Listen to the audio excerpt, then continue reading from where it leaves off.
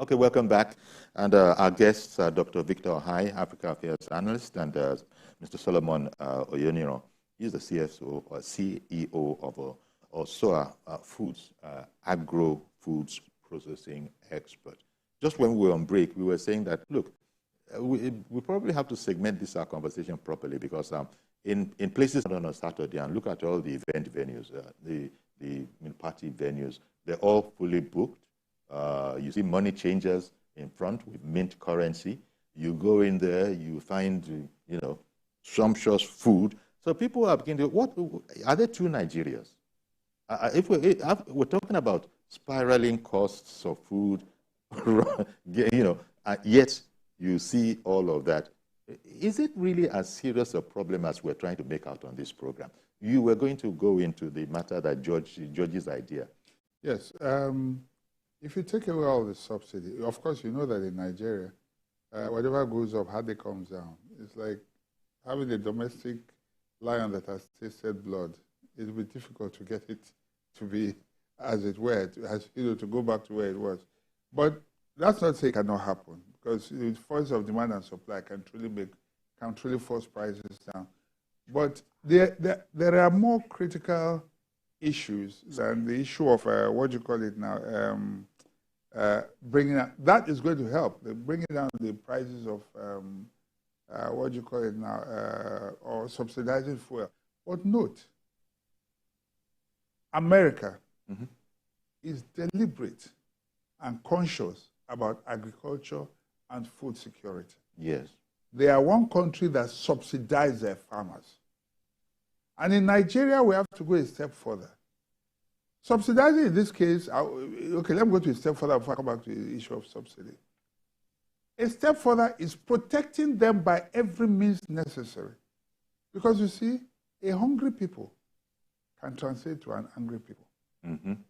So the word food security can be double-edged, It's not just about securing food, but also the state of security based on how the people feel. If they're not full, they can go to the streets. Because it gets to a point where... Because a hungry man can be an angry man. Can be an angry man. Thank you very much. But there's this disparity, as I was just pointing out. No, I'm coming to the issue of the disparity. But before you continue, sir, forgive me for interrupting you, because the program is interactive. No, it's fine. Dr.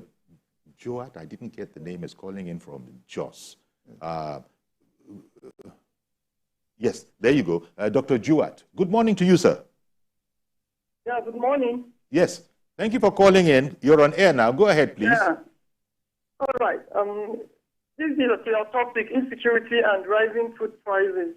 Well, the truth is insecurity and food prices are interlinked because without security, nobody can even go to the farm, nobody can produce, nobody can have factories and what have you. But the point is this. What I think we need most is a reorientation of our youth. Our youth should know that farming is a viable business. Our youth should know that farming is a decent thing to do. Because nowadays, once they say this guy is a farmer, you see, people will start looking down on you, and people will even think you're a poor person or you're a villager.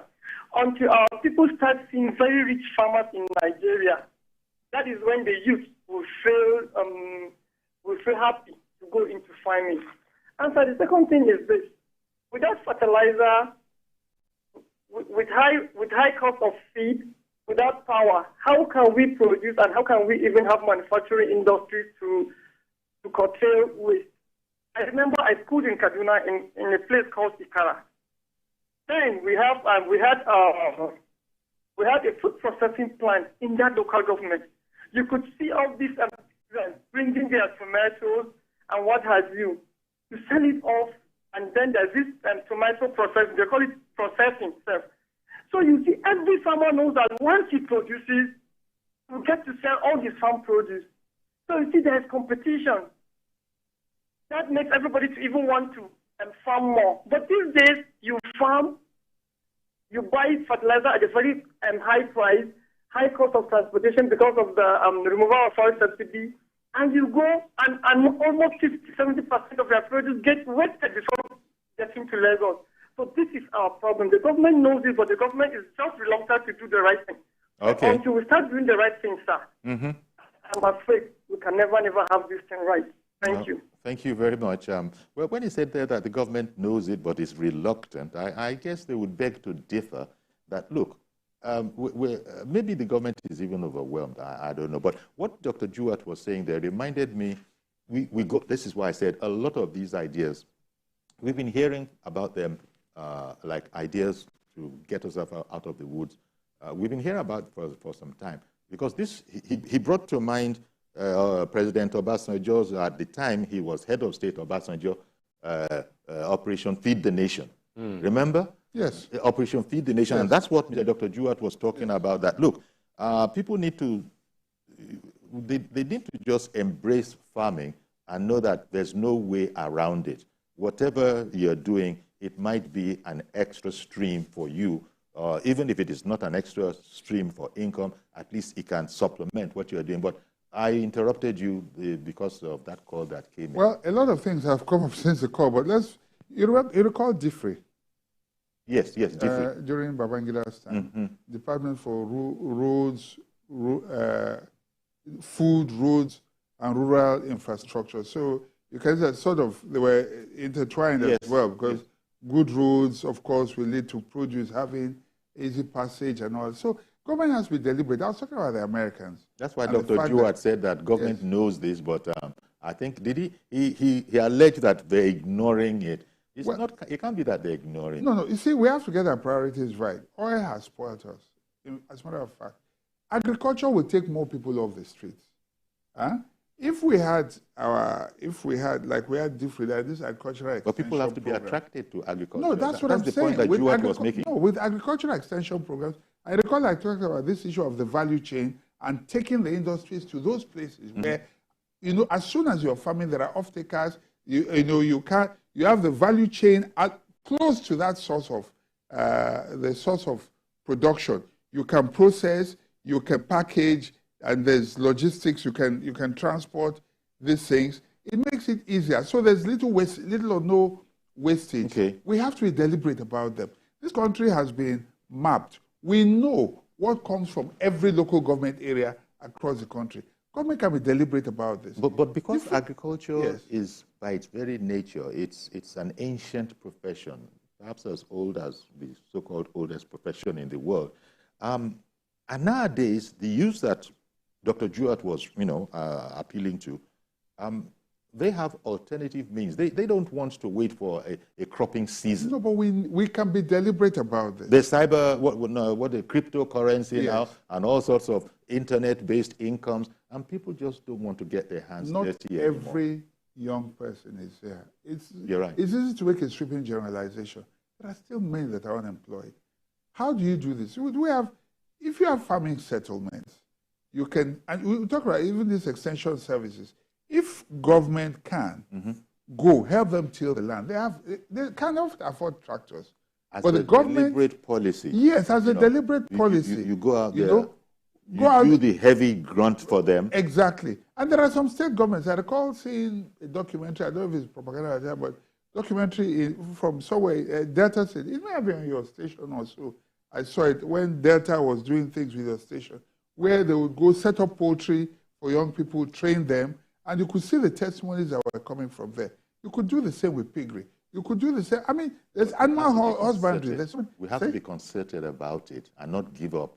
No, but that's the thing. We've got to be deliberate about it. That's it. Farming can truly be, that's something that can grow exponentially. Okay, I'm going to come to you, but let me bring on Dr. Yakub. Good morning to you. Thank you very much. Hi, Yakub. Usually, I don't have much to say rather to support the opinion given by Mr. George. You know why? The reason is this. Usually, hello, sir. I don't know, maybe you are hearing me, sir. Yes, we can hear you. We can hear you. Yeah, thank you very much. You see, if Mr. President can give us that, what Mr. George said earlier, usually, I bet it. Every price of food in this country will drastically come down. Now, we were taught that when Dangote refinery started producing and then refine our petrol, the price of petroleum price will come down. But it looks like impossible. I don't know, I stand to be corrected, because now that the refinery have started producing now and then refine our petroleum price, I was thought that this thing will come down, then every price in market will follow suit. Another thing is this, another person mentioned it earlier, which is insecurity. That's another area that Mr. President needs to do something to it. Because even though, as somebody said that you go to farm, if you even go to farm and then you make sure that everything put in place and then you protect, how will you sure that you are not going to be attacked in the farm? That's another thing is the road network. I used to tell you this, sir. I know that you are from Ogun State. Just try one Sunday, sir. Travel from Abulegba down to Abeokuta, and then come back on Monday, come and tell us what you face there. Because that road, and then I think later last year, Ogun State government said that they are going to fix that part of the road. And then nothing has been happened there. Tell me, the people that are producing farm in the Nyam and other crop in the Yewa side, how are they going to bring this thing to urban city? It is impossible. Another thing is this. Do you know that when you are bringing crops from Ogun State and then from Okeogun rather, and then you get to toll gate, even before you get to toll gate, there are some other guys. We don't know who these guys are working for. You cannot carry this thing past unless you settle them. Yeah. Where this money is going all to. sorts of extortions. They will make sure that they stop your vehicle, and then if they are not pay them, they will deflect the tire, and then the crop will just spoil there. We are tired of all this kind of thing. So, Mr. President, you look into petroleum price. You should make sure that this thing comes down. Thank you, and God bless you, sir. Thank you very much, Mr. Yakub, for calling in. There are all sorts of encumbrances and distortions. He's speaking about, people setting up their own roadblocks in the midst of all of this. And, well, Mr. Yakub there wanted to speak about what Mr. George had spoken about earlier and what we do to ourselves, all sorts of illegalities. We're talking about fuel being as expensive as it is, and ideas of bring that down, it might sort some things out. There is a petrol station along Agidingbi Road, mobile petrol station. If you pay with your card, they surcharge you 50 naira. Yes, a few stations do that. A few stations do that. Now, that's illegal. That's illegal, but this is the kind of nonsense that is allowed because laws don't work. People can wake up and make their own laws. They say to you up front, if you're paying with your card, that'll be 50 naira extra on top. We're talking about that. That's the mobile along Agidingbi. And I said, where did this order come from? They said, from our managing director. That's the way it is. So this lawlessness is contributing. We don't, the person who owns that petrol station, for instance, he's just taking care of himself, getting 50 naira extra every time you use your Naira debit card. It goes to show you the lawlessness that goes on, and there must be the food version of it, I am sure. I am sure. So Yakub returned to the idea of find a way to subsidize. That word, one has to be careful about it because this administration has said subsidy is gone. So they probably don't like the word subsidy being brought to bear. But would you like to comment a bit more on the whole idea of fix the price of fuel to the ordinary people, and a lot of our problems with escalating food prices will come down? Is that an optimistic idea, or do you think there's something to it? Yes, it's a good idea. Another point I want us to look at it is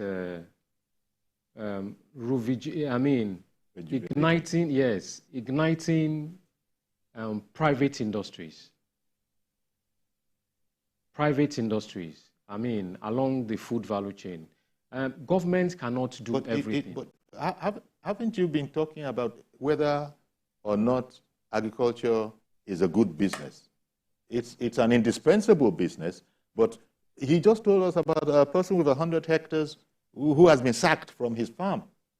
I think it boils down to insecurity.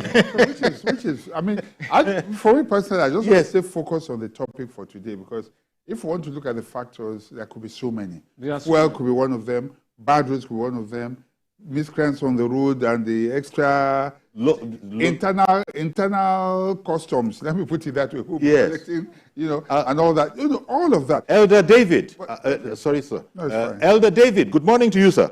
Good morning. Good morning, sir. Yori. Thank you for calling in, sir.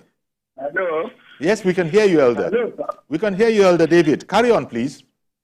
Thank you, Yori. God will bless you, sir. Thank you, sir. Thank you. Happy New Week. Compliments of the season. Indeed. Compliments of the new year to you, Elder David. I'm very happy. Thank you. Yes. Through this security, a nation is switched when the citizens have food to eat, which is number one. They will not talk of security of life, which is correct.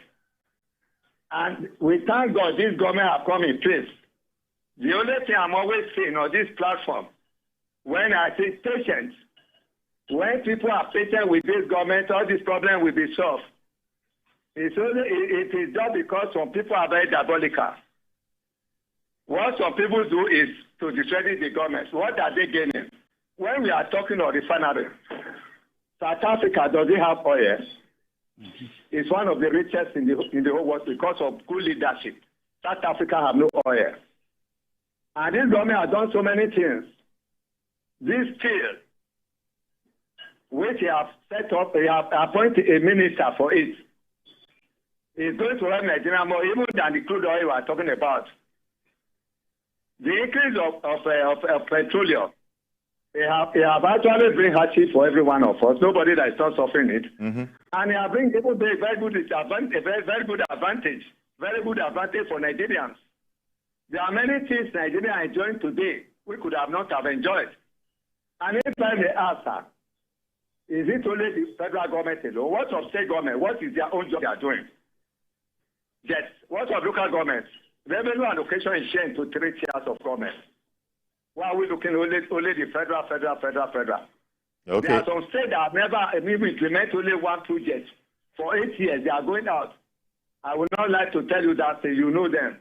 They are going out this year, and God will vote them out. All right, Elder David. Thank you very much for calling in. Thank you very much, Elder. Well, Elder David is saying there that if you look hard enough, you can actually find a silver lining. That there are actually some other things.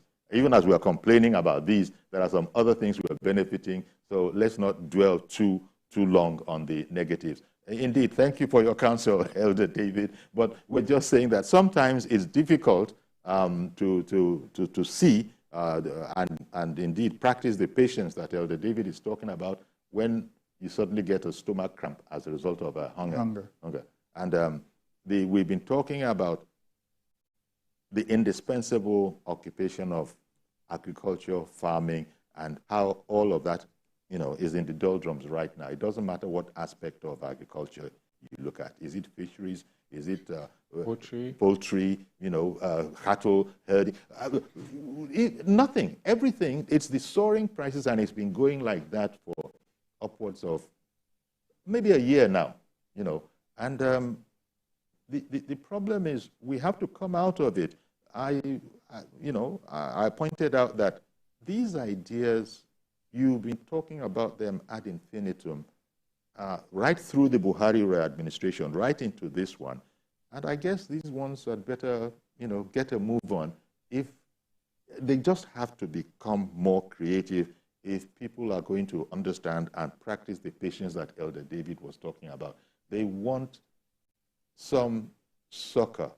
And I'm actually enamored of the idea that came in from George when he called in, that, look, find another way to affect what is going on. And he suggested that, look, for whatever it is worth, if you do the adjustments that he suggested, such that Dangote and all refineries are getting a concessioned price, then they might be able to pass that on and all the rest that follows. Of course, experts will also have commentary on that. I'm hearing that someone else wants to join us. Hello? Hello, is that Mr. Adeboale? Hello? Yes, please. Yes, good morning to you, sir. Go ahead, please. Good morning. Good morning. Yes. My take on it is that I've listened to what you have been discussing. First, on security. I think what we should do, I want to make some suggestions. Yes. One is that we've always said that we don't have enough security people. We have too many. We have people with no safety and things like that. There are so many of them. All of them there, they all sit down somewhere. But why can't we now get everybody together? Now, for 2 months at least. Now, let them go and arrange themselves properly. Let them bombard all those forests and all that in terms of security, and then see how to drive away the people. Then concerning the food aspect, I think the suggestions have been made, which I think is good. First, the problem is the cost of transportation. Why can't we, like they did during this during the last the holidays? Now, why can't we arrange through transportation that the government will pay? Don't give the government. Why can't we arrange 774 local governments? By the time you do that, arrange a cooperative with the 774 local governments. Let them talk about how much the prices of the goods are, and then give them the cost of that transportation. You're not going to get to spend 20 million out of 20 billion. Now, but what we tend to waste so much money, the problem is that these people, if we talk about bad roads, but they still bring their goods out. Why not arrange transportation for them, pay those transportation? The government, if the federal government can do that, the 774 local government, just informing the state government, I believe that will assist them so much to bring out their goods. The people take these goods. And if you arrange cooperatives, turn them into cooperatives. Okay. Make sure that these cooperatives are the ones that will arrange the prices. They are not also the ones that you are going to give the money to bring out the goods. All right, then. I beg your pardon, I've got to interrupt now, but I want to thank you very much, Mr. Adeboale, for making those suggestions and putting them next to other suggestions that have been made in this program. And Mr. Adeboale returned to the idea of a concerted action against this insecurity. You might have seen on social media in the past week or so where some experts, mainly retired military generals, have been saying that let the commander-in-chief, let him put a definitive order on ground.